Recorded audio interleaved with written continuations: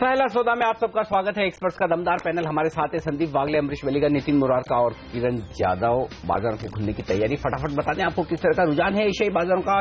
थोड़ी कमजोर शुरुआत की है एशियाई बाजारों ने और 0.4% नीचे है हांगकांग के बाजार, 1% नीचे है शंघाई और निक्के एकदम फ्लैट कारोबार करता हुआ दिख रहा है कल के लेवल के आसपास। अमेरिका में भी कमजोरी वाला सेशन था कल देर रात, 100 पॉइंट से ज्यादा नीचे डाउ बंद होता हुआ नजर आया। टीसीएस के नतीजे उम्मीद से खराब, देखना होगा आज वहां पर किस तरह का रुझान होता है। और आईटी शेयरों के लिए भी अमेरिका से बुरी खबरें, मेटल्स दुनिया भर में गिरे हुए हैं। यह है शुरुआती कारोबार का रुझान और एसजेएक्स निफ्टी महज 4 अंकों की गिरावट के साथ कारोबार करता हुआ दिख रहा है। एक और इंटरेस्टिंग खबर ऑयल मार्केटिंग कंपनी की मैं पढ़ रहा था, 14 मई से हर संडे को पेट्रोल पंप रहेंगे बंद, जिससे कि पेट्रोल का डीजल का कंजम्पशन कम हो। ये बड़ा इंटरेस्टिंग 8 राज्यों में 8 राज्यों में। अमरीश जी, इससे कम कैसे होगा? कम तो होगा नहीं। क्या संडे के दिन जो गाड़ियां चलेंगी उन्हें पेट्रोल डीजल की जरूरत नहीं पड़ेगी ऐसा? कम तो होगा नहीं। And I think we will see long queues on Saturday. तो आई थिंक वही फर्क होगा, because I don't think because of this consumption can go down या लोग बाहर जाना बंद करेंगे। तो सरकार, देखिए समझदार तो है सरकार ने कुछ कदम उठाया, तो उसके पीछे शायद अभी समझ में नहीं आ रहा, लेकिन क्या हो कुछ सकता ना है कुछ तो लॉजिक है। लॉजिक मैं बताता हूँ। हो सकता है कि सरकार अभी कह रही है कि संडे बंद रहेगा, उसके बाद जिनको संडे चाहिए उनको ज्यादा भाव देना पड़े। You never no. सरकार ने देखिए बहुत सारे काम ऐसे किए हैं जो बहुत ही आउट ऑफ द बॉक्स हैं, तो सीधी शायद खबर समझ में नहीं आती है, लेकिन जब आप अंदर घुसकर देखें तो पता चलता है कि बिना सब्सिडी का पेट्रोल आपको सब्सिडी अभी मिल रही है सबको, बिना सब्सिडी का संडे को लेना पड़ेगा। You never know. But then at the same time this is also sort of a direction जहां पे हम लोग देख रहे हैं कि अपनी लाइफ पे काफी ज्यादा कंट्रोल कर रहे हैं। I think clearly we are moving towards that कि our lives will completely get controlled. हम कुछ लोग तो ऐसे ही है जिनको संडे को ही गाड़ी चलाने को मिलता है, तो वो तो ठीक है, फिर पहले भरवाएंगे, वो पहले भरवाएंगे। लेकिन चिंता मत करिए, इमरजेंसी में पेट्रोल मिलेगा। ऐसा मत सोचिए कि आप गाड़ी लेकर गए और इमरजेंसी है, अस्पताल जाना है, पेट्रोल नहीं मिलेगा। लेकिन ये मूव सरकार ने बहुत कुछ सोच समझ के किया है और इसके बारे में आगे हो सकता है सरकार आपको बताए। लॉजिक कम समझ में आता है, भले सरकार ने कुछ भी सोचा हो, लेकिन लॉजिक समझ में कम आता है। जिसको प्री प्लान है उसको पहले ही भरवा लेना है। अगर मुझे संडे को आउटिंग पे जाना है यहाँ से लोनावाला, तो मैं पहले ही भरवा लूंगा, ठीक है। और अगर जिसको अचानक से कोई इमरजेंसी आगे भरवाना है तो उसको महंगा लेना पड़ेगा, बात उतनी है, तो उसमें कोई बात समझ में नहीं आ रही। एनीवे, कोई शेयरों पर फर्क पड़ेगा इससे? शेयरों पे तो मुझे ज्यादा कुछ फर्क लगता नहीं ना? नहीं। ओएमसीज कैसे ट्रेड करेंगे नितिन आप? कोई बाय या सेल रिकमेंडेशन है एचपीपी आईओसी में? ऑलरेडी एक अच्छा मूव मिल चुका है, यहां से बहुत अच्छी ट्रेडिंग अपॉर्चुनिटी तो नहीं है, बट मुझे लगता है कि वो प्रॉफिट बुक करना चाहिए और वापस अगर कोई गिरावट मिले तो डिप में बाय करना चाहिए। बट अगर ऑयल एंड गैस में यानी ऑयल मार्केटिंग को छोड़ के अगर आप देखें तो गेल एक ऐसा स्टॉक है जिसमें बिल्डअप हो रहा है और नीचे सपोर्ट से बाउंस बैक किया है, तो मुझे लगता है कि मार्केटिंग को छोड़ के हम गैस में जाते हैं तो गेल में बाइंग की जा सकती है। और गेल लगता है कि यहां से कम 15-16 रुपए की तेजी आपको 410 तक के टारगेट्स इसमें मिल सकते हैं। ओके, तो ये हैं स्टॉक्स जहां पर आपकी नजर होनी चाहिए। ऑयल मार्केटिंग कंपनियों ने बेहतरीन प्रदर्शन दिखाया। हाल ही में आईओसी देखिए जब से निफ्टी में शामिल हुआ, ये भी तेज दौड़ लगा रहा है इस खबर के बावजूद कि सरकार यहां पर विनिवेश करना चाहती है। चलिए, तो ऑयल मार्केटिंग कंपनियों के स्टॉक्स पर रखिएगा नजर। एक और चीज होने वाली है और वो ये है कि ये कंपनियां अब हर रोज दाम तय करेंगी, तो सरकार बड़े रिफॉर्म्स करने की तैयारी करता है। औरोबिंदो फार्मा इस स्टॉक पर नजर रखिए, यहां पर कुछ अच्छी खबरों की उम्मीद की जा रही है। इसके चार्ट देखकर बताइए वागले साहब, ये कैसे लगते हैं? हाल ही में यूएसएफडीए ने इनके प्लांट की जांच की थी और अब फाइनल आउटकम उस जांच का निकल कर आ सकता है। पता नहीं पॉजिटिव हो या नेगेटिव हो, लेकिन चार्ट देखकर क्या समझ में आ रहा है? हेमंत, ये स्टॉक कोई दो राय नहीं है कि ये डिसअपॉइंट कर रहा है। कोई भी अच्छी खबर आती इतना ऊपर जाता नहीं है, ठीक बात है, और जरा भी हल्की सी नेगेटिव खबर आती है तो नीचे गिरता है। लेकिन मुझे लगता है ये 640-630 के आसपास एक बॉटम बनने के लक्षण दिख रहे हैं।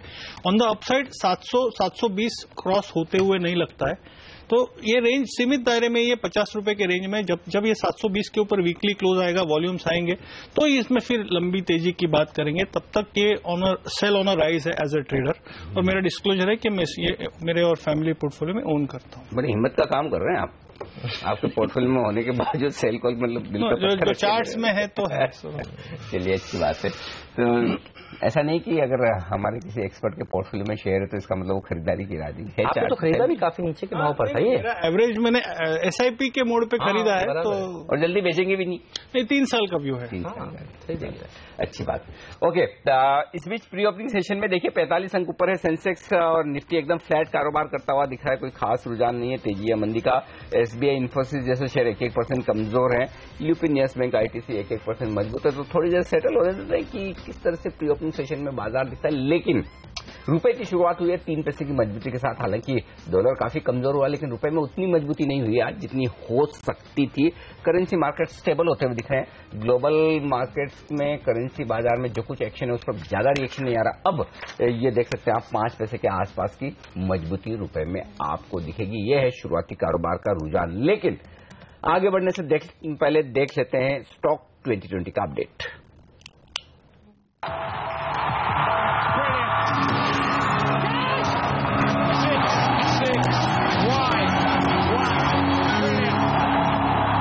मेरी पूरी टीम पर नजर डालिए। बल्लेबाज और गेंदबाज दोनों को ही शामिल किया है, लेकिन शुरुआत बल्लेबाजों के साथ वेंकीज करीब 800 रुपए पर इसी शो में आपको सुझाया था 15-20 दिन पहले, और आप देखिए क्या तेजी देखने को मिल रही है। नए 52 वीक हाइज को आज भी छूने का दमखम रखता है। ये कल भी इसने नया 52 वीक हाई लगाया था। एंड्रू यूल पर भी सिलेक्टर्स काफी बुलिश हैं, लेकिन बेचना है तो HDIL को बेचिए। जस्ट डायल में भी आप बिकवाली करके पैसा आज बना सकते हैं। साथ ही नजर होनी चाहिए ITDC पर। सरकार यहाँ पर होटल्स में हिस्सेदारी बेचना चाहती है और ये बड़े ऐलान आपको जल्द दिखेंगे, सुनेंगे आप इनको। साथ ही यूनाइटेड फॉस्फोरस पर भी नजर रखिए। मॉनसून के पूर्वानुमान मेट के सामने आ चुके हैं और उसके बाद इस तरह के शेयर अच्छा प्रदर्शन दिखा सकते हैं। ग्लोबली मेटल्स में कमजोरी देखने को मिल रही है और वेदांता केन को आज आप शॉर्ट करके चल सकते हैं। फ्री हिट का दर्जा सिलेक्टर्स ने दिया है इंडसइंड बैंक को और पिंच हिटर का यस बैंक को। दोनों ही बैंक्स के नंबर्स आ जाने वाले हैं। मेरी टीम पर नजर डालिए। यहाँ पे आपके पास खरीदारी बिकवाली दोनों ही शेयर हैं। भारत इलेक्ट्रॉनिक्स में खरीदारी करिए क्योंकि इनको एक बड़ा ऑर्डर सरकार की तरफ से मिल सकता है वीवीपैट मशीन के लिए। जी शिपिंग में नजर डालिए। यहाँ पे भी एक अच्छी नतीजों से पहले खरीदारी देखी जा रही। सोमानी सिरामिक्स में फ्रैंकलिन टेम्पल्टन ने 3.25 लाख शेयर मौजूदा भाव पे खरीदे, वो पॉजिटिव है। IDBI बैंक और यूनियन बैंक के लिए बुरी खबर है। S&P की एक ताजा रिपोर्ट कहती है कि अगर RBI की तरफ से रिस्ट्रिक्शंस लगाए गए फर्दर प्रोविजनिंग पे तो बहुत ज्यादा दिक्कत इन बैंकों को हो सकती है क्योंकि ये काफी कमजोर है दिसंबर के नतीजों के आधार पर। अगर आप देखें तो NBCC 1800-1900 करोड़ के ऑर्डर बुक इनकी केवल मार्च में बढ़ी है और जो इनका लक्ष्य था 60,000 करोड़ की ऑर्डर बुक करने का इस फाइनेंशियल ईयर तक, वो लगभग अचीव होता हुआ दिख रहा है। ये एक पॉजिटिव खबर है। कोल इंडिया के लिए बुरी खबर है। इनके जो 41% माइंस हैं उनके कोयले की जो ग्रेडिंग है वो नीचे कर दी गई है जिससे इनकी कीमतों पे असर पड़ने वाला है। एलेम्बिक फार्मा में एक US FDA के अप्रूवल दवा के लिए, वो एक पॉजिटिव खबर है। LT फूड्स मॉनसून मेरे सिलेक्टर्स मानते हैं स्लाइटली वीक रहेगा जिसकी वजह से आपको राइस की कीमतें बढ़ती दिखेंगी क्योंकि सेकेंड हाफ में मॉनसून कमजोर होगा। और अशोक लीलैंड FIS ने 10% स्टेक बढ़ाया पिछले एक क्वार्टर में, ये एक पॉजिटिव डेवलपमेंट है, इसलिए खरीदारी की सलाह।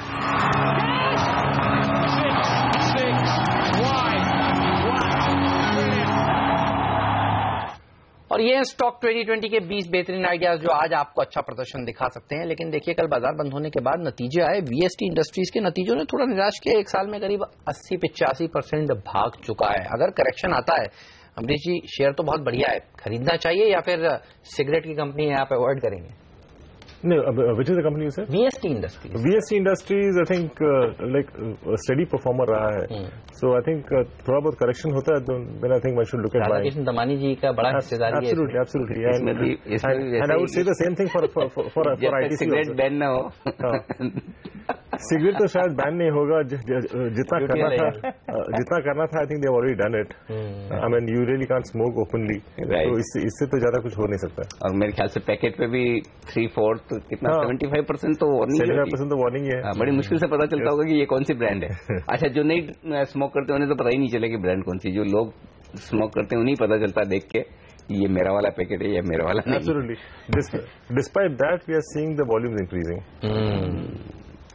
चलिए, तो ये आते जल्दी छूटेगी नहीं, ये कह रहे हैं Amrish. Okay, India bulls real estate, ये बड़ा इंटरेस्टिंग स्टॉक दिख रहा है. बैंड में है, बड़ा एक्शन हुआ है 2 दिन तेजी का, फिर कल अच्छा खासा करेक्शन निकला, लेकिन अब भी बैंड से बाहर नहीं निकला. एक खबर ये भी आ रही कि NSE जांच करेगी किस तरह की ट्रेडिंग पोजीशन बनी, कुछ मैनिपुलेशन हुए हैं क्या. IB रियल HDIL आज बैंड में आ गया है. क्या करना चाहिए इन तमाम स्टॉक्स में? नितिन जी, क्या राय है आपकी? अगर किसी के पास तेजी की पोजीशन है तो बेचकर निकल जाएं क्या, या फिर आपको लगता है शॉर्ट्स भी बनाए जा सकते हैं? क्या करना चाहिए? देखिए जी, दोनों में एक बार पोजीशन से निकलना चाहिए, क्योंकि आईबी रियल एस्टेट में तो ऑलरेडी रोल ओवर्स के बाद काफी पोजीशन बनी और बैन में आज से एक वीक पहले प्रीवियस वीक में ही आया था और उसके बाद इसमें रैली हुई। तो एक ये भी रूमर्स है या न्यूज है कि थोड़े इसमें पोजीशन जो है वो प्रीवियस बना दी गई थी, बट मुझे लगता है कि इसके कारण प्रेशर रहेगा एसडीएल और आईबी रियल एस्टेट दोनों से एक बार निकलना चाहिए, प्रॉफिट बुक करना चाहिए।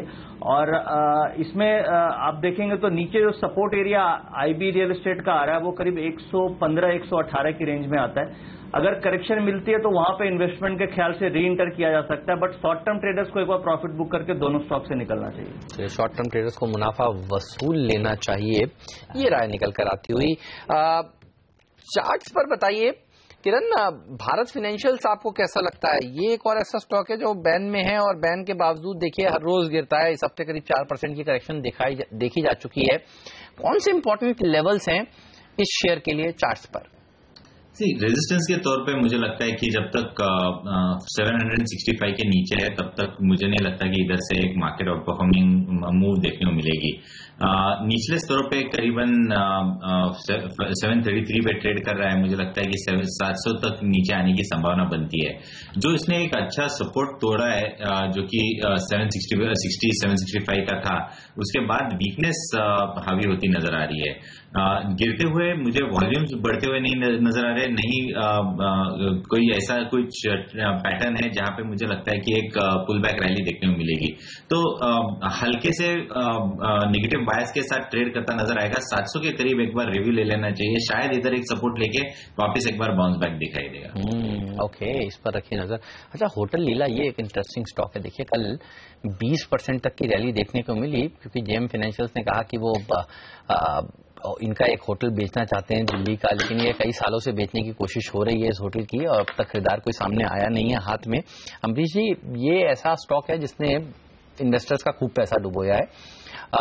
आज अगर ऊपर खुलता है या भाव टू भाव यहीं खुलता है क्योंकि 18% कल दौड़ लगा चुका है, मुनाफा वसूल लेना चाहिए ना जो लोग अटके हुए थे। एब्सोल्युटली, क्योंकि ये जैसे है एक्सीडेंट विक्टिम है। सही बात है, मरा नहीं है पर कोमा में है, तो इसीलिए हम लोग खुश हैं। मतलब गोवा चेन्नई कब से क्या क्या बेचने की कोशिश, कितने साल से? मतलब नहीं, जेएम फाइनेंशियल ने कल जो एक इश्तिहार दिया अखबार में और कहा कि जी वो बोलियां मंगा रहे हैं इनके होटल के लिए और देखिए 20% तक की तेजी हो गई इसी खबर पे और लोगों ने कहा कि जल्द होटल बिक जाएगा। अभी तो बोलियां नहीं आई हैं तो होटल कहां बिकेगा? कल बहुत सी तेजी देखने को मिली। हिंदुस्तान में या दुनिया में कौन सा ऐसा प्रोस्पेक्टिव बायर है जिसे ये नहीं पता कि होटल लीला को अपनी होटल बेचनी? सही बात है। ये मैं तो ये कहता हूँ, ये ऐड देने का पैसा ही वेस्ट किया है, उसकी भी जरूरत नहीं। वो तो जेएम ने किया उसकी भी जरूरत नहीं थी, उसके बगैर ही सबको पता है कि ये बिकने के लिए तैयार, लेकिन कब बिकेगा पता नहीं। तो ऐसे में थोड़ा सावधान रहें इस तरह के स्टॉक्स में जहां पर क्वालिटी को लेकर थोड़ा सा संदेह, कब बिकेगी पता नहीं। फोर्टिस हेल्थ केयर, किरण इसके चार्ट देखिए, क्या किया जाए? स्टेन चार्ट ने कल, प्राइवेट इक्विटी फर्म ने कल फिर से 68 लाख शेयरों की बिकवाली की है यहाँ पर। क्या राय है आपकी चार्ट देखकर?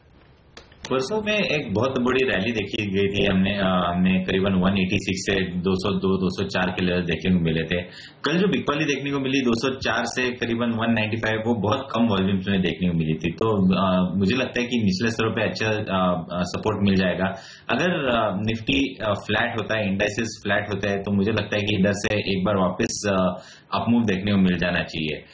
बहुत इंपॉर्टेंट लेवल रहेगा 205, 206। इसके ऊपर अगर क्लोज देता है ये तो एक बहुत अच्छी मूव देखने को मिलेगी। पिछले करीबन 2-2.5 साल से हम इसी रेंज, ये जो 200-205 की रेंज है, ये बहुत बड़ा हर्डल बनते नजर आ रहा है। तो इसके ऊपर अगर क्लोजिंग मिलती है तो एक बहुत अच्छी मूव आपको देखने को मिलेगी।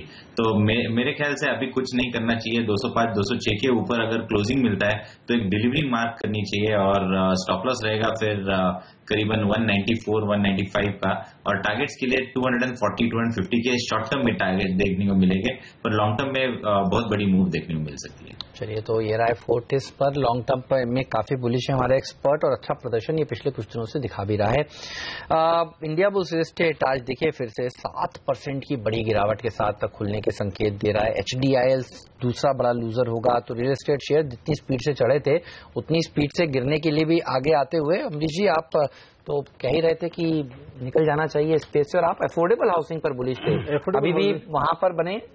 एफोर्डेबल हाउसिंग में बुलिश हूं, पर जिस हिसाब से जब ये सब स्टॉक्स चले हैं, I think it's a good level to start booking out, and specially stocks like Indiabulls, there was no reason for this stock to move up, क्योंकि I mean they are talking of demerger between commercial and residential like real estate, पर यहाँ पे जो residential है उनका वो भी premium है, जहां भी मुझे लगता है कि एटलीस्ट और एक 3-4 साल लगेगा for all the inventory to be cleared in that space. So since they are not there in affordable housing, there is no reason for that stock to move up. So I think even at these levels one should be exiting.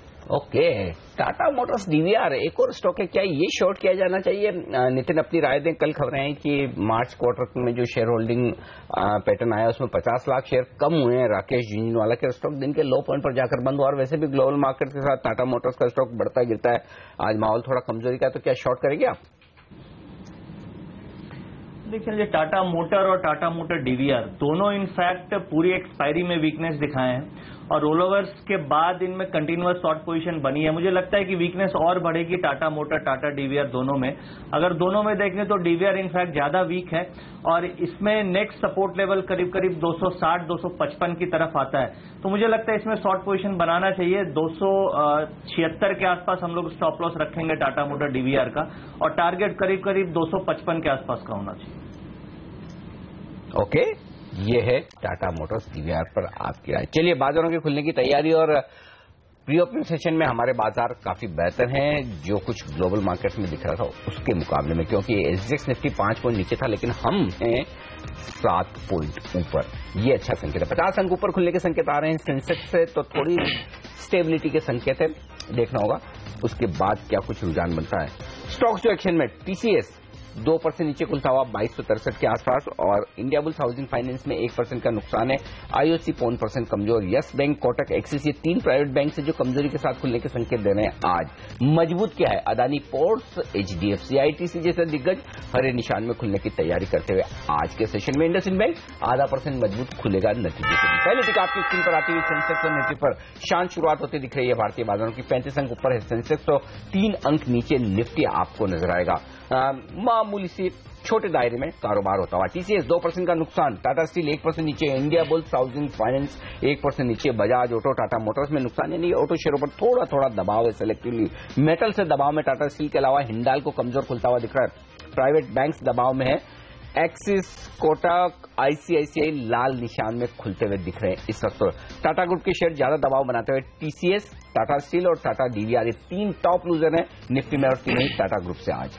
मजबूत क्या है? Adani port 1.25% मजबूत, Tata power 1% मजबूत है। ITC, सन pharma में हरे निशान के साथ कारोबार होता हुआ दिख रहा है। बैंक निफ्टी में भी लगभग 25 अंकों का नुकसान है। आइए वायदा कारोबार के शेयर देख लीजिए। टॉप लूजर है इंडिया बुल्स रियल एस्टेट, 4.5% का नुकसान। आई लेटर के लिए खराब दिन। IDBI बैंक 3% नीचे, IDFC 3% नीचे, 2% नीचे, तो ये 3 बैंक है नीचे। टोरेंट फार्मा और TCS, ये 2 स्टॉक कमजोर खुलते हुए दिख रहे हैं। और यूनियन बैंक में भी 1.5% का नुकसान आज के सेशन में। आइए मजबूती की तरफ देख लीजिए। BEL, भारत इलेक्ट्रॉनिक्स, नई EVM मशीन्स के लिए ऑर्डर मिल सकता है। आज कैबिनेट की बैठक है 10:30 बजे, उस पर नजर रखिएगा। 2-2.25% की तेजी यहां पर होती हुई दिख रही है। इस खबर के दम पर कौन 1.5% मजबूत है। यूनाइटेड ब्रूअरीज आज उछाल दिखाता हुआ 2% मजबूत खुलता हुआ दिख रहा है। IRB इंफ्रा की रफ्तार है बरकरार। UPL हमारे तमाम एक्सपर्ट्स को पसंद था। स्टॉक 2020 की टीम में भी 2% का बड़ा उछाल यहां पर बनता हुआ दिख रहा है आज के सेशन में। तो ये है रुझान इस वक्त बाजारों का। शांत शुरुआत इस वक्त भारतीय बाजारों में। बिल्कुल, और नाल को देखिए आज OFS खुल रहा है 6.5% नीचे, ये शेयर कारोबार करता हुआ। TCS पर रखिएगा नजर, नतीजे इंप्रेसिव नहीं है। 1.5% नीचे ये शेयर इस समय खुलता हुआ आपको दिखेगा। ब्रोकरेज हाउसेस भी यहाँ पर बेरिश होते हुए, अब देखना होगा यहाँ से संभलता है या फिर और नीचे गिरता है, तो इस पर नजर रहेगी। होटल लीला, हम आपसे कह रहे थे मौका है, बहुत दिनों से आपके पास रखा हुआ है, तो देखिए 18% की तेजी के बाद आज आपको फायदा उठा लेना चाहिए। 1.5% ऊपर खुला, 1.5% से ज्यादा की अब नीचे ट्रेड हो रहा है, तो इस पर रखिएगा नजर। आज ये करेक्ट हो सकता है। टीसीएस और होटल लीला के अलावा कई शेयर हैं जहां पर खबरों के दम पर एक्शन देखने को मिल रहा है। जय भारत मारुति पर भी नजर रखिएगा, आज इसके नतीजे आने वाले हैं, नतीजों से पहले ये मजबूत सास्किन के नंबर्स भी आने वाले हैं। इंडसइंड और यस बैंक के नतीजे तो हैं ही और उन पर भी आज नजर साफ तौर पर बनी रहेगी। वेंकीज एक और ऐसा स्टॉक है जो हर रोज नए 52 वीक्स हाइज लगा रहा है। आज भी देखिए 3-3.5% की मजबूती के साथ ट्रेड करता हुआ। कई दिनों की गिरावट के बाद आज भारत फाइनेंशियल्स में गिरावट थोड़ी थमी है, लेकिन बहुत बड़ी तेजी नहीं, आधे % की मजबूती देखने को मिल रही है। आईटीडीसी जैसे स्टॉक्स अच्छा प्रदर्शन दिखाते हुए। ऑर्किड फार्मा कल अच्छी रैली के बाद देखिए आज भी टिका हुआ है, 1.5% की मजबूती के साथ यहां पर कारोबार हो रहा है।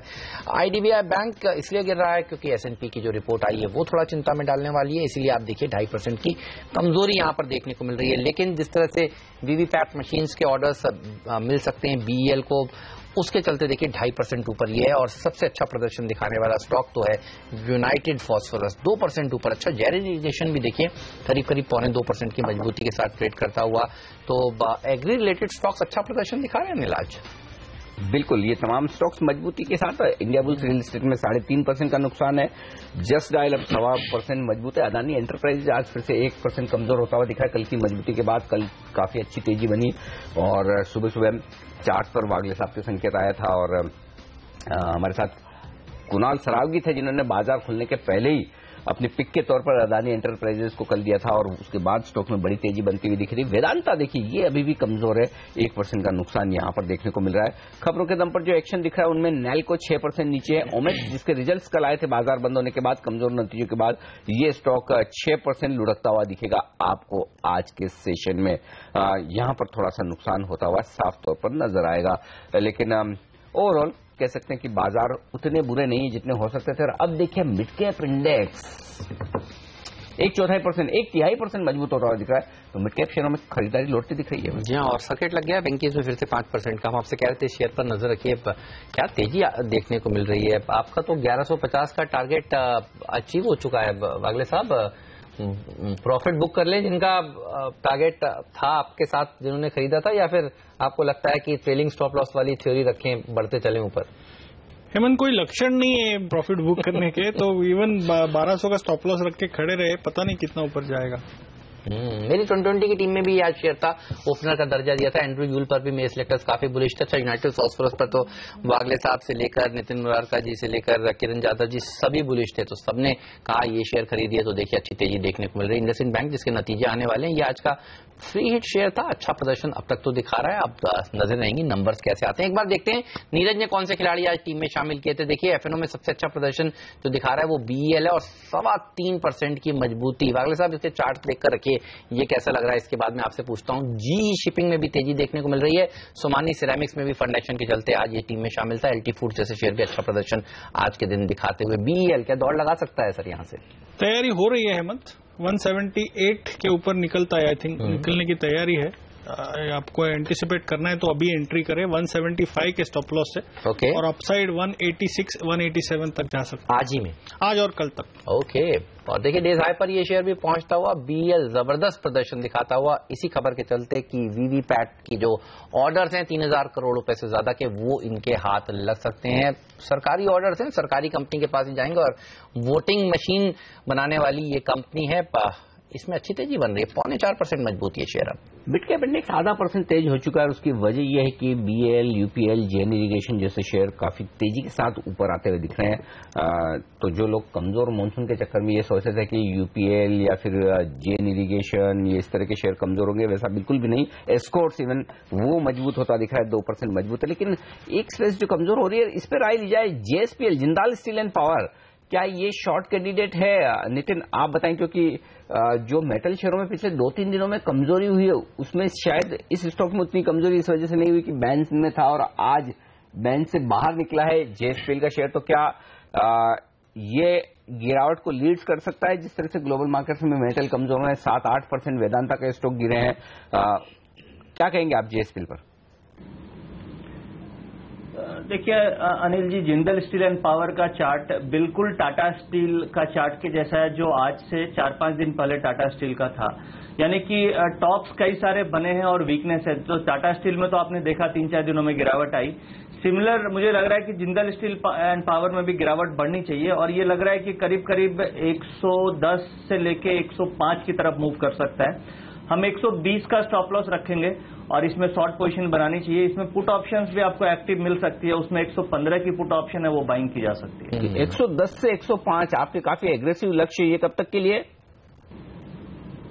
ये इस एक्सपायरी का लेकर के चल रहे हैं अनिल जी, क्योंकि इसमें बहुत ज्यादा गिरावट आई नहीं है, रेसिस्टेंस काफी अच्छे हमें दिख रहे हैं, रिस्क रिवार्ड रेशियो भी बेटर है। तो क्यों यहाँ पे अगर पुट ली जाए तो वहां पे आपका रिस्क भी कम हो जाएगा, क्योंकि लिमिटेड प्रीमियम आपको देना पड़ेगा। तो मैं समझता हूँ 115 की पुट लेना ज्यादा बेहतर स्ट्रेटेजी है। अच्छा अम्बरीश जी, बीएल आपको कैसा लगता है? 182 का टारगेट तो एक बार अचीव हुआ है, 186 का टारगेट है वागले साहब का आज के लिए। 5.5% की तेजी देखिए यहां पर हो गई है, 178 पर यह बताया गया था और अब आप देखिए 181 पहुंच गया, 82 के आसपास अभी हाई भी लगाया है। लॉन्ग टर्म के लिए आप बताइए इस कंपनी के फंडामेंटल्स कैसे हैं? नहीं, लॉन्ग टर्म के हिसाब से तो फंडामेंटल्स सुपर्ब है and at least in the immediate future because of the EVM controversy शायद उसके कारण भी जो ऑर्डर फ्लोज होंगे, I think that will be extremely good for this company. तो मुझे लगता है कि it can easily go to those levels of 195 200 at least in the short term. तो शॉर्ट टर्म, हम तो लॉन्ग टर्म पूछ रहे थे, आप शॉर्ट टर्म बता रहे हैं। तो वैसे अमरीश जी शॉर्ट टर्म की राय कम देते हैं, लॉन्ग टर्म की ज्यादा देते हैं। शॉर्ट टर्म पूछने में डर लगता है, जब आप शॉर्ट टर्म पूछोगे तो अमरीश जी बोलेंगे नहीं शॉर्ट टर्म नहीं लॉन्ग टर्म। शॉर्ट टर्म जब अमरीश जी बोलते हैं, like my definition is about 2 to 3 months। अरे ठीक है सर। अच्छा, ईवीएम की जो कंट्रोवर्सी है ना, ये भी बहुत विकट है।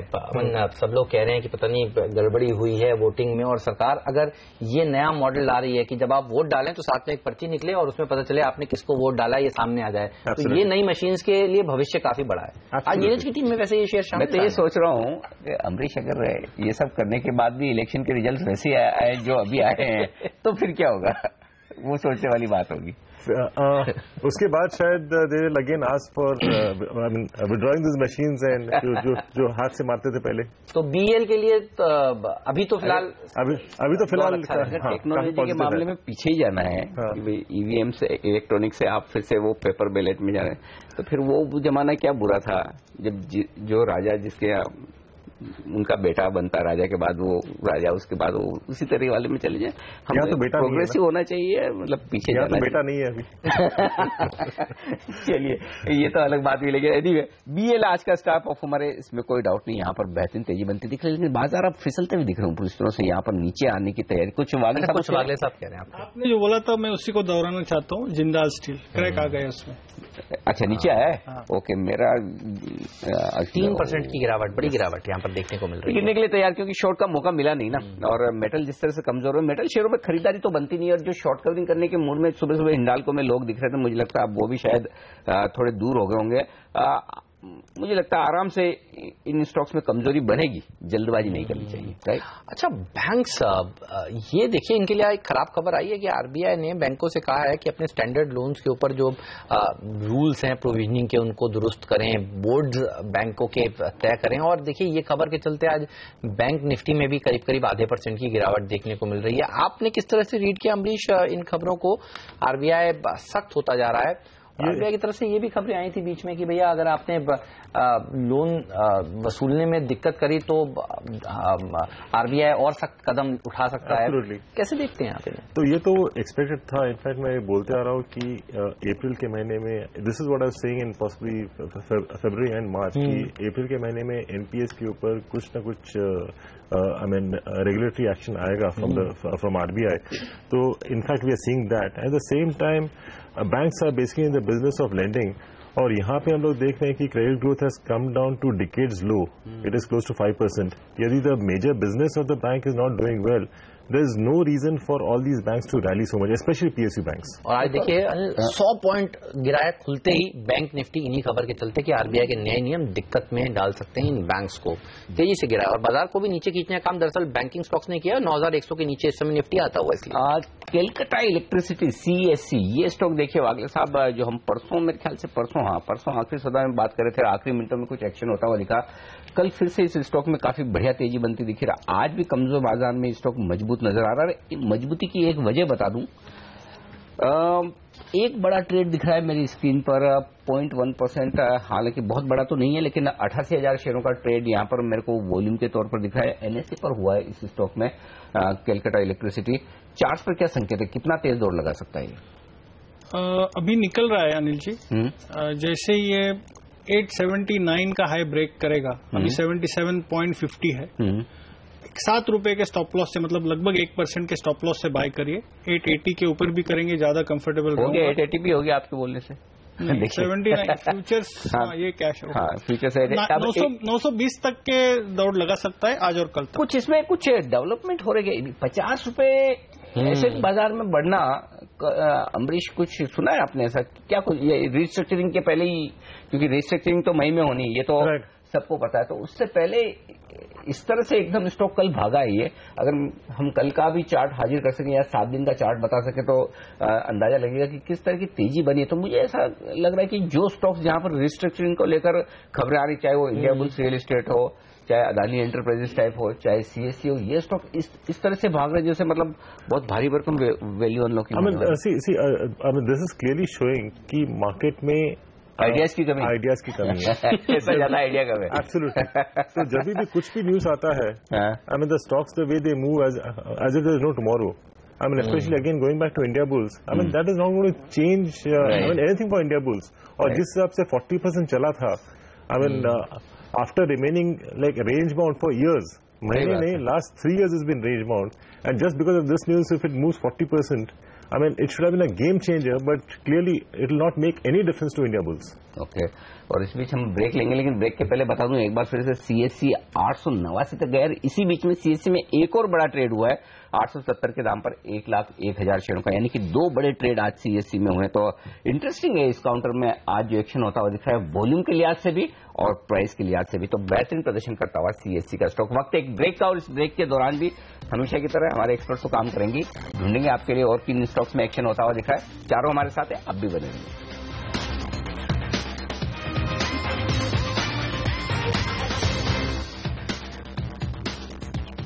बाजार 30 अंक नीचे सेंसेक्स पर और 12 अंकों का नुकसान दिखेगा आपको निफ्टी पर। 9,100 के नीचे अब कारोबार होता हुआ दिख रहा है और मिड कैप शेयर भी थोड़े नुकसान में होते हुए दिख रहे हैं और बैंक निफ्टी भी यहां पर 0.5% नुकसान में आपको नजर आएगा। लगभग 125 अंक नीचे आपको दिखेगा। 2 स्टॉक और जो मजबूत दिख रहे हैं कैश मार्केट के, वो आपको बता दूं, HOCL 3% मजबूत है और दूसरा है नेशनल पेरोक्साइड। ये स्टॉक है जहां पर खबरें आई कि एंटी डंपिंग ड्यूटी कोई 6 देशों से केमिकल इंपोर्ट किया जाता है, वो लगाई गई है कल, और उसके दम पर, इन खबरों के दम पर ये 2 स्टॉक कैश मार्केट के हैं जो पॉजिटिव रुझान दिखा रहे हैं आज के सेशन में। यहां पर थोड़ी सी खरीदारी होती हुई दिख रही, लेकिन इस बीच ब्रेक के दौरान स्टॉक कोई आइडेंटिफाई किया है वागले साहब आपने, कौन सा है? अनिल जी, अंबुजा सीमेंट में मुझे वीकनेस दिखाई दे रही है। 239.80 करंट ट्रेड है। 241.50 का 2 रुपए का स्टॉप लॉस रख के नीचे में 234 का 5-6 रुपए डाउनसाइड इंट्राडे कॉल है ये। अच्छा, एसीसी के नंबर्स भी शुक्रवार को आने वाले हैं। एनी आइडिया मलिका साहब, कैसे आ सकते हैं इस बार सीमेंट कंपनियों के परिणाम? एसीसी शुरुआत कर रहा है। नहीं, सीमेंट कंपनीज के भी I don't think it will be much better than जो हम लोगों ने लास्ट क्वार्टर में देखा है, because demand is yet to really pick up, और जहां भी हम लोगों ने पिकअप देखा है वहां पे we not seen margin in fact improving, so I think that will take a while longer, maybe other 2 quarters more. Okay, वायदा कारोबार में कौन सा है बेस्ट स्टॉक शॉर्ट करने के लिए आज से, अगर सीमेंट में करना है जैसा वागले साहब भी कह रहे हैं? और किरण, आपकी नजर में है कोई स्टॉक? सीमेंट वाला कोई स्टॉक ऐसा खास दिखाई नहीं दे रहा है, पर अगर शॉर्ट करना है तो मेरे ख्याल से आईबी रियल एस्टेट पर, इसमें ये नहीं है, फ्रेश पोजीशन नहीं ले सकते। अदानी एंटरप्राइजेस पे ध्यान देना चाहिए मुझे लगता है। अदानी एंटरप्राइज में भी आज शॉर्ट पोजीशन बनते नजर आ रहे हैं। 147, 148 का स्टॉप लॉस रहेगा और टारगेट्स के लिए 130 के लेवल देखने को मिल जाने चाहिए। नितिन जी, टीसीएस देखकर बताइए कैसा लग रहा है? 1.5% नीचे खुला और अब रिकवर करता हुआ 1.5% ऊपर, तो नीचे से करीब 3% का सुधार डेज हाई पर। कमजोर बाजार में क्या और दौड़ लगा सकता है? देखिए, सपोर्ट स्टॉक ने लिया है और अब बहुत ज्यादा डाउन साइड यहाँ पे नहीं लग रही। 2350 पे मैक्सिमम पुट्स की पोजीशन थी और स्टॉक नीचे जाने के बाद वापस उसी रेंज में आ गया, तो अब मुझे लग रहा है कि ये थोड़ा और बाउंस आ सकता है और आपको ये वापस इस एक्सपायरी के अंत तक 2380, 2390 की तरफ वापस आना चाहिए। ऊपर जरूर है कि 2450 2430 की रेंज में बहुत रेसिस्टेंस है। कॉल राइटिंग की पोजीशंस भी बहुत ज्यादा है, बट यहां से एक्सपायरी तक का अगर मैं व्यू लूं तो मुझे 2300 के नीचे अब जाता हुआ नहीं लग रहा और धीरे धीरे ये करीब 2400 के आसपास सेटल होना चाहिए। इसलिए हम कह रहे थे कि जहां खुले वहीं खरीदना चाहिए। टीसीएस 2250 के नीचे नहीं जाएगा। सीएलएसए की भी रिपोर्ट है, आगे के लिए आउटलुक उतना बुरा है नहीं, और अगर आप इन्फोसिस से कंपेयर करें तो टीसीएस के नतीजे इन्फोसिस के मुकाबले में क्वालिटी के लिहाज से बेहतर हैं, और यही वजह कि टीसीएस जहां खुला वहीं से देखिए यू टर्न लेता हुआ दिख रहा है, और ये एक अच्छा संकेत है आपके लिए जिन लोगों ने अगर सुबह सुबह खरीदारी की है। टीसीएस के साथ साथ देखिए अब इन्फोसिस, टेक महिंद्रा, ये तमाम शेयर मजबूती के साथ ट्रेड करते हुए, तो पूरा का पूरा आईटी पैक देखिए अच्छा प्रदर्शन आज के दिन दिखा रहा है। इन्फी और टीसीएस के परिणाम तो आ गए, अब एचसीएल टेक के आना बाकी है।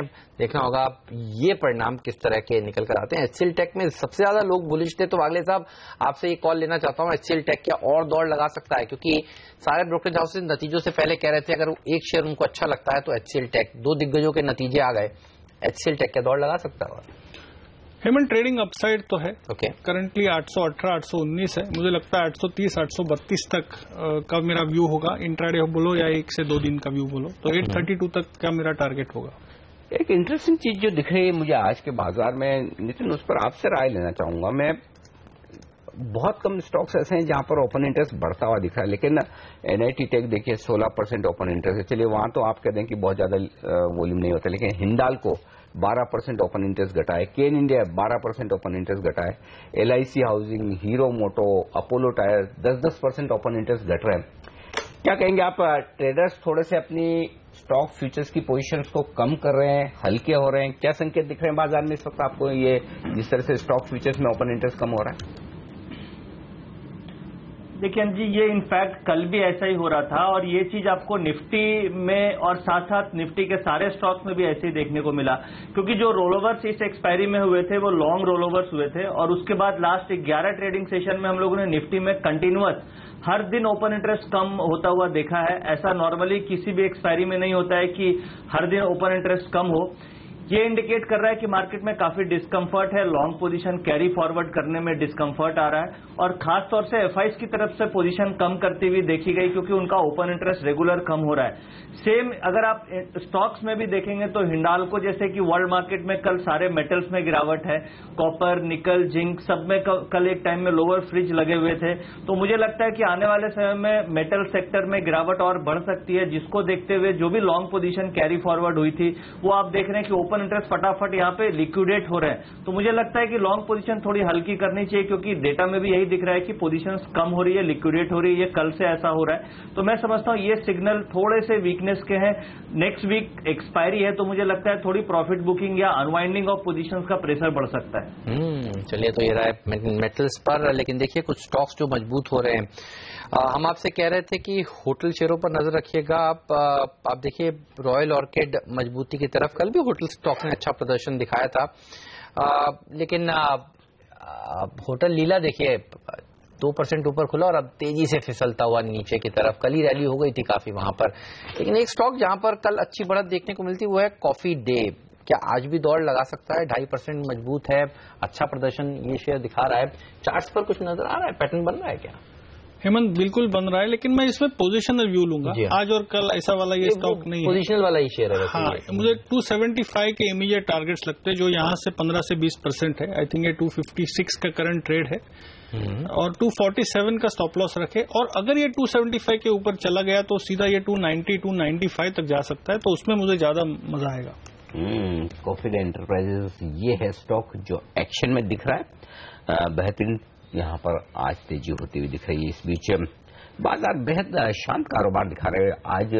फॉर चेंज निफ्टी बेहतर दिख रहा है बैंक निफ्टी के मुकाबले में, और हालांकि बैंक निफ्टी ने भी 21,500 का अपना अहम लेवल पहला तोड़ा नहीं, जिसके आसपास खरीदारी करने का मौका बन सकता। तो निचले स्तरों पर थोड़ी खरीदारी की चांस मिली है, लेकिन देखना होगा आज बैंक निफ्टी में फिर रिकवरी बनती है या नहीं, ये देखना होगा। इंटरेस्टिंग। चलिए, वक्त है हमारे सभी एक्सपर्ट से विदा लेने का। नितिन जी, किरण जी, अमरीश सर और साथी वागले जी, आप सबका बहुत बहुत शुक्रिया सीएनबीसी आवाज के साथ जुड़ने के लिए और बाजार और तमाम स्टॉक्स पर अपनी राय हमारे दर्शकों को देने के लिए। ब्रेक का वक्त है और इस ब्रेक के पार हमारे साथ जुड़ेंगे मोतीलाल ओसवाल म्यूचुअल फंड के एमडी और सीईओ आशीष सोमैया साहब। लेंगे बाजार पर उनकी राय इस ब्रेक के बाद। बाजार 25 अंक ऊपर है, सेंसेक्स पर निफ्टी पर 5 अंकों की मजबूती, 9100 के आसपास कारोबार करता हुआ निफ्टी और पिछले कुछ मिनटों में 9100 को होल्ड करने की कोशिश होती हुई दिख रही है।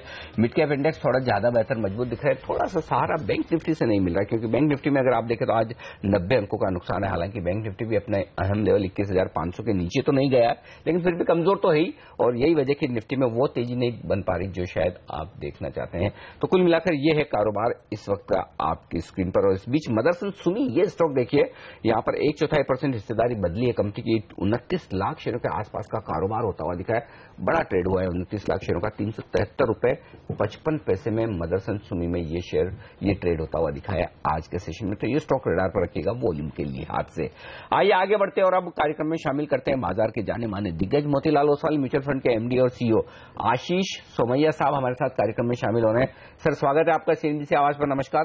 पहला सवाल तो ग्लोबल मार्केट्स पर ही लेना चाहता हूं। ढेर सारे डेवलपमेंट हो रहे हैं, चिंताएं फ्रांस के इलेक्शन, अब ब्रिटेन में भी होंगे, और इस बीच में कोरिया, सीरिया, यूएस ये सब जो कर रहे हैं, क्या थोड़ा सावधान रहने का वक्त है क्या?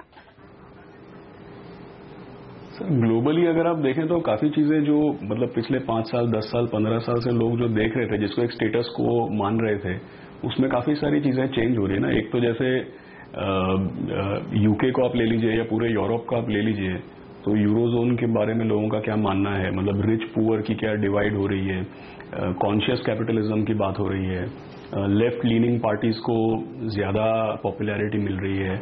तो पूरा एक टेक्टोनिक शिफ्ट है सोशलिज्म, कैपिटलिज्म और कॉन्शियस कैपिटलिज्म को लेकर के, लेफ्ट और राइट के बैलेंस को लेकर के। एक वो है। दूसरा अगर आप देखें तो ट्रम्प साहब के इलेक्शन के बाद से ऐसा समझ में आ रहा है कि यूएस को और एग्रेसिव देखा जा सकता है। जैसे कि ये जो इन्होंने अफगानिस्तान में जो बॉम्ब गिराया, क्या इसको नॉर्थ कोरिया के लिए सिग्नल मानना चाहिए, क्या इसको किसी और कंट्री के लिए सिग्नल मानना चाहिए। सो काफी सारी चीजें हैं जो पहले जिसको हम एक मान के चलते थे कि ये तो ऐसा ही है, वो अब काफी सारी चीजें बदलती नजर आ रही हैं। तो इसको लेकर के अनसर्टेनिटी डेफिनेटली होगी, जियोपॉलिटिकल टेंशंस को लेकर के। और दूसरा इसके साथ ही कंफ्यूजिंग न्यूज ये है कि यूएस इकोनॉमी स्ट्रांग होती जा रही है। सो काफी मिक्स्ड ट्रेंड्स हैं इस पे। सर इन शोर शराबे के बीच में आप जैसे फंड मैनेजर्स क्या कर रहे हैं? गिरावट में फायदा उठाकर खरीदारी कर रहे हैं या थोड़ा इंतजार कर रहे हैं इन खराब खबरों के जो न्यूज है इसको ठंडे होने के लिए? आप अपना राय दीजिए, क्या कर रहे हैं आप? नहीं, हम लोग जैसे एक चीज हमेशा कांस्टेंट रहती है कि हम लोग हमारे इन्वेस्टर्स के ऊपर डिपेंडेंट होते हैं। और पिछले 3-4 सालों में जैसे हमने कई बार बात की है, हमारे इन्वेस्टर्स काफी मैच्योर हो गए हैं। सो पहली बात यह है कि फ्लोज कंसिस्टेंट है। अब दूसरी बात यह आती है कि फ्लोज आने पर क्या हम लोगों को तुरंत इन्वेस्ट करना चाहिए, नहीं करना चाहिए, या इन्वेस्टमेंट को स्टैगर करना चाहिए। तो हमारा एक क्लियर है कि हम लोग कैश नहीं होल्ड करते। जैसे जैसे इन्वेस्टर्स हमको इन्वेस्टमेंट देते हैं, हम अपने सिलेक्टेड जो स्टॉक्स हैं, अपना जो मॉडल पोर्टफोलियो है, उसमें एलोकेशंस करना शुरू कर देते हैं। ये लेकिन हमारे मैंडेट की कंपल्शन है, इसको साइड पे रखते हैं। अगर आपका सीधा सीधा सवाल का मैं जवाब देता हूं तो मुझे ऐसा लगता है कि अगले 1 महीने में काफी सारा न्यूज फ्लो है और इन्वेस्टमेंट को स्टैगर करना बेहतर रहेगा। काफी सारा न्यूज फ्लो हमने ऑलरेडी बात कर ली, जियोपॉलिटिकल इक्वेशंस की बात कर ली, यूएस में क्या हो रहा है उसकी बात कर ली। हमारे यहाँ पे रिजल्ट सीजन की शुरुआत है और ये रिजल्ट सीजन पे काफी हाई एक्सपेक्टेशन है। तो अगर मैं बोलूंगा कि अगले 1 या 2 महीनों में फिर रेनफॉल की बात शुरू हो जाएगी, तो अगले 1-2 महीनों में मार्केट वॉलेटाइल रहेगा और इन्वेस्टमेंट को स्टैगर करना चाहिए, ये मुझे लगता है लॉजिकल चीज है।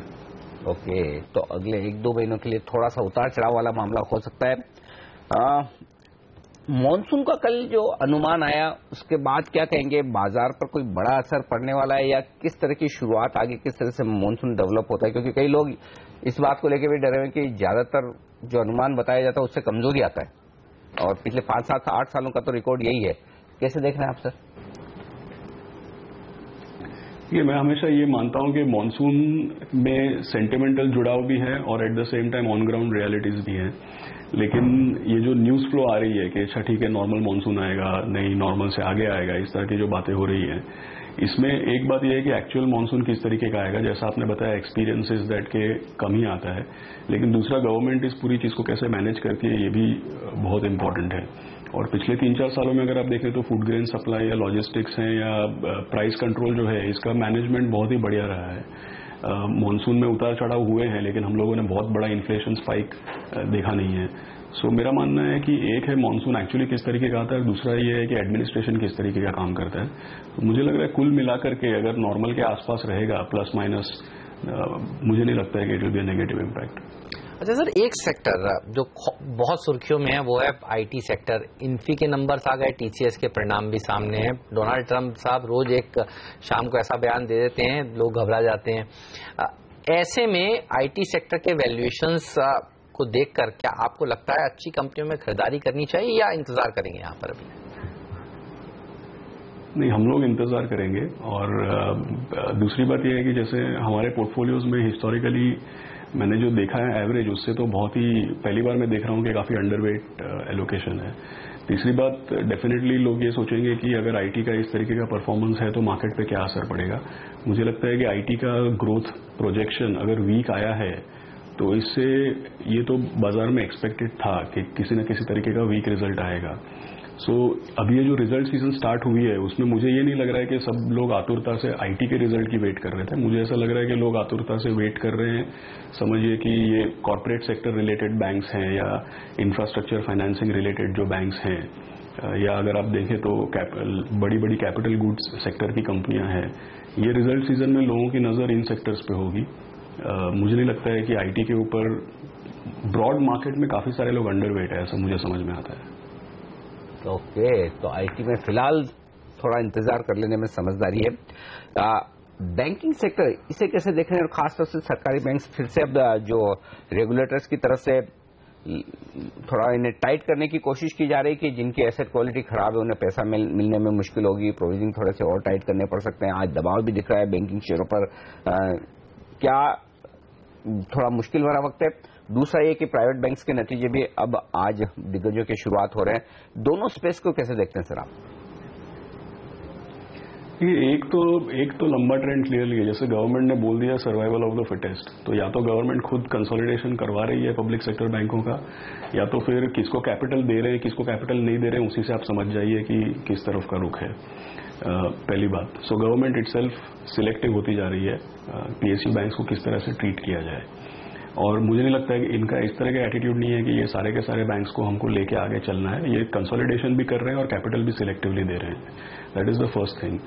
सो किसको कैपिटल देना नहीं देना, उसी में एक कंसोलिडेशन का हिंट इनबिल्ट होता है, और इसी की वजह से वैल्यू माइग्रेट हो रही है। जैसे कि अगर आप देखें पिछले 5 साल 10 साल 15 साल में पब्लिक सेक्टर बैंक्स से प्राइवेट सेक्टर बैंक्स की तरफ मार्केट शेयर का मूव होना, चाहे वो एडवांसेस हो, चाहे वो लायबिलिटीज हो, चाहे वो थर्ड पार्टी फी हो या डिस्ट्रीब्यूशन हो, हर चीज में वैल्यू माइग्रेशन हो रहा है प्राइवेट सेक्टर बैंक्स की तरफ। और तीसरी बात यह है कि इस बार का जो रिजल्ट सीजन है उसमें जो कॉर्पोरेट लेंडिंग की जो होलसेल बैंक्स हैं उसके रिजल्ट को लोग बहुत ध्यान से देखेंगे। जैसा आपने बताया, आरबीआई की कल वार्निंग भी आई थी टेलीकॉम सेक्टर को लेकर के और दूसरे 1-2 सेक्टर्स को लेकर के। सो डेफिनेटली इसमें प्रेशर रहेगा, प्रोविजंस बढ़ते हैं और कि have we turn the corner, इस तरह की सिग्नल लोग बहुत ध्यान से देखेंगे इस बार। बैंक निफ्टी देखिए इस बीच हम आपको बता भी रहे थे कि ये जो रेगुलेशंस हैं बहुत चिंता में डालने वाले हैं, और देखिए बैंक निफ्टी ने अच्छा प्रदर्शन दिखाया था। आज देखिए 21,500 के आसपास पहुंचता हुआ 150 पॉइंट नीचे बैंक निफ्टी अब ट्रेड कर रहा है, 0.25% की गिरावट यहां पर, और इसी ने बाजार का मूड खराब भी किया है। पिछले कई दिनों से बैंक निफ्टी संभालने का काम कर रहा था बाजार को, और देखिए आज ये कड़ी थोड़ी सी कमजोर होती हुई, तो देखना होगा बाजार को आज सपोर्ट कौन देगा। आईटी सेक्टर एक चौथा ऐसा सेक्टर है जो थोड़ा बहुत अच्छा प्रदर्शन दिखा रहा है। अच्छा, कोई थीम आशीष जी जो आपको इस समय अच्छी लग रही है, और कोई ऐसी थीम जिसको आप बिल्कुल अवॉइड करना चाहते हैं? मेटल्स पर भी राय दीजिएगा, क्योंकि अब लोग कहने लगे हैं कि मेटल्स की एक बार जो तेजी हुई थी शुरू, वो खत्म होती हुई दिख रही है, थक रही है। इस पर भी अपनी राय दें सर। 2 चीजें देखिए, अगर आप फेवरेट सेक्टर्स की बात करें तो on a lighter note I can tell you, आप जैसे आईपीएल मैच देखते होंगे तो सबसे ज्यादा एडवर्टाइजमेंट किसके आ रहे हैं? आप देख लीजिए, व्हाइट गुड्स, ये इनका जैसे फाइनेंशियल प्रोडक्ट्स में Jan Feb March important sector होता है, उसी तरह से व्हाइट गुड्स या हाई एंड कंज्यूमर डिस्क्रिशनरी में अप्रैल मई और जून इनका लार्जेस्ट क्वार्टर होता है। सो मुझे ऐसा लगता है कि कंज्यूमर डिस्क्रिशनरीज एटलीस्ट जो हाई एंड है या ऑटोज हैं, वाइट गुड्स हैं, इन चीज़ों के ऊपर काफ़ी अटेंशन रहेगा।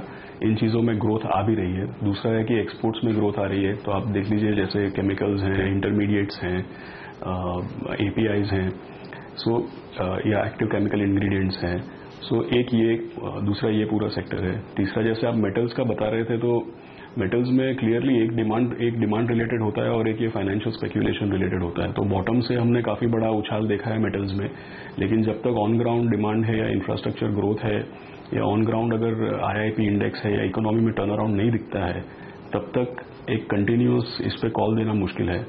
और एक डिस्क्लेमर मैं देना चाहूंगा यहाँ पे, जैसे कि हम लोग high quality high growth companies खरीदते हैं, तो इसमें हम लोग साइक्लिकल या कमोडिटाइज्ड कंपनीज बिल्कुल नहीं खरीदते हैं। हमारा एक तरफा व्यू होता है इसके ऊपर, क्योंकि ये साइक्लिकल कंपनीज हैं।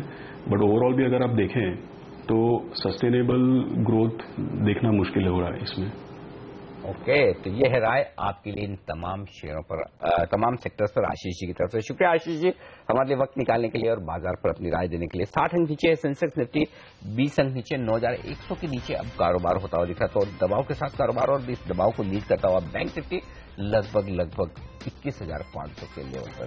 पहला सौदा में आज के लिए इतना ही, लेकिन आप बने रहिए CNBC आवाज के साथ। प्रियंका संभव दिल्ली से हमारे साथ जुड़ेंगी, जो लेकर आएंगी कमोडिटी बाजार की ओपनिंग भी और आपके तमाम सवालों के जवाब भी। फिलहाल हम दोनों को दीजिए इजाजत। नमस्कार।